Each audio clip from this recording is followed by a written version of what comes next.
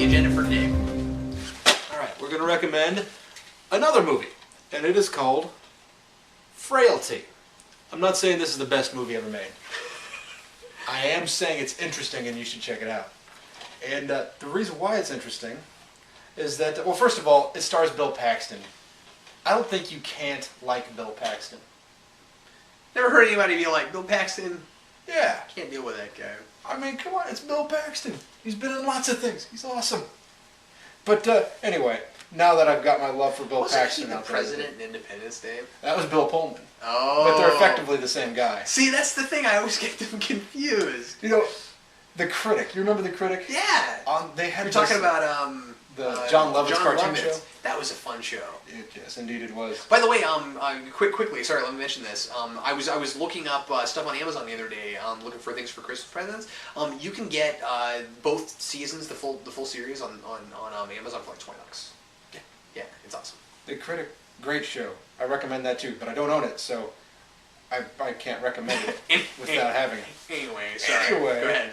But the reason I bring up The Critic is because they had a web series that's on the DVDs too, so that's totally worth buying the DVDs for. But they have these little things that pop up before the web series, and one of them is Bill Paxton and Bill Pullman are effectively the same person. And, see, I don't feel so bad for making that mistake. So it's really funny to me that you did that. Anyway. Who can't not like Bill Pullman? Bill Pullman is like Bill Paxton without the angry. Anywho, so what this movie is really about is a father who feels like he has divine inspiration. God is telling him to go out and kill demons. And demons are people. And these demons are just people who they research, they find out that they're just horrible people, and then he kills them. Wow. And so this is a vigilante movie. Which is a running theme for you on the Recommend Show. I know. But it's not just a vigilante movie. It follows very closely the story of the sons. And one son in particular, the one who doesn't necessarily believe that his dad's right. So it's interesting to see. That sounds highly intriguing. And when I say sons, I don't mean like guys who are 18 and 24. I mean these are kids. They're growing up in a house of murder, and it's really interesting. And is it pretty rough? Yeah, it's called a horror movie, and it's about a vigilante. So yes. Take that as you will. I mean, it says on the front of this thing, it's horror, but I don't know. It's scary. Is that good enough to qualify it as a horror film? So, and it has issues of heaven and hell. And there is a payoff at the end. They give you an ultimatum.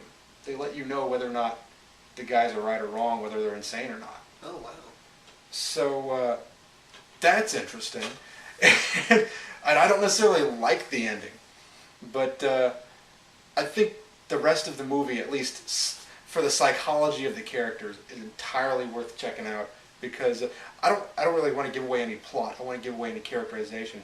It's just a solid movie. You guys should check it out. Today, I'm going to recommend DVDs. Also, I'm going to recommend the Powerpuff Girls box set, the entire series. This is one of the neatest box sets I think I've ever seen.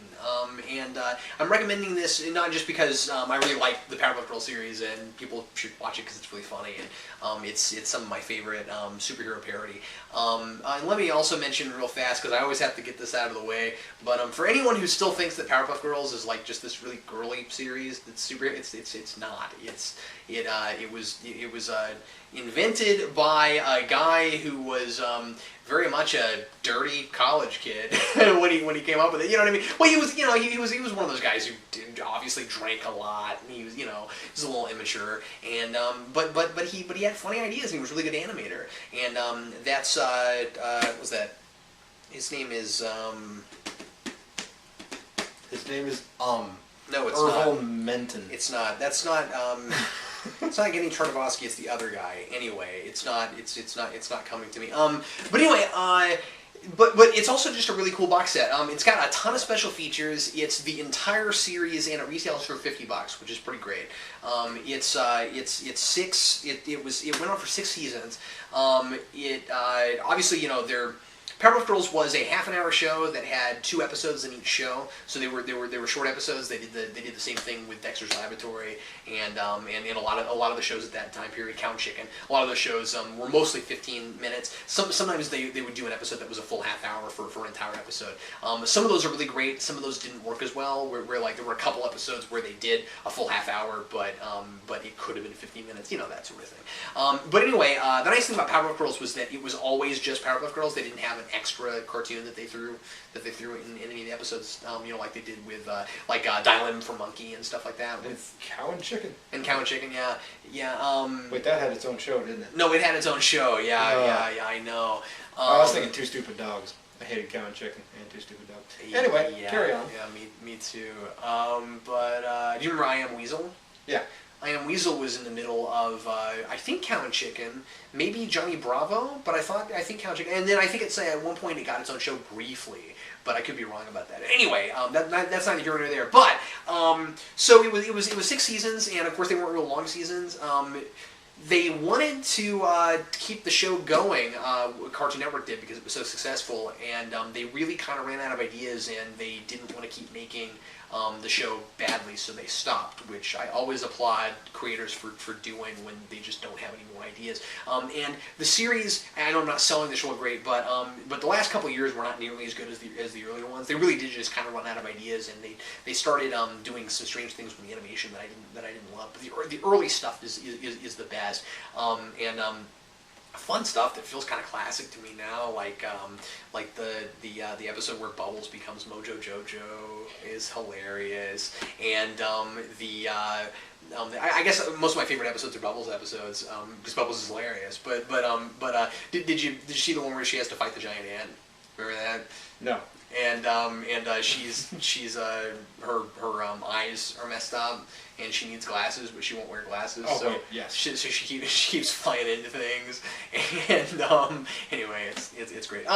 So there's a really awesome documentary on the last disc of this about the making of the show, and then them coming back after this was for the 10th year anniversary, which was 2008, and this came out in 2008, and they came back and they did one more episode for the 10th anniversary, which they aired, and then they put on this box set, and it's really funny, and it's one of the best Mojo stories. So anyway, that's that. So you know, if you want a lot of good entertainment for not a whole ton of cash, this is where it's at for 50. And that's what it started at. That was the original retail, and I think that's still what it goes for. Could be a little cheaper now. It's been a couple years. So anyway, good stuff. So and fun packaging, and lots of good special features. It's just one of the better made box sets I've seen. So anyway, that's what I recommend, and couldn't be farther away from what Vince recommended. You should watch cute, hilarious things, and you should watch cute, hilarious things. Thanks a lot for watching us recommend things. We'll recommend some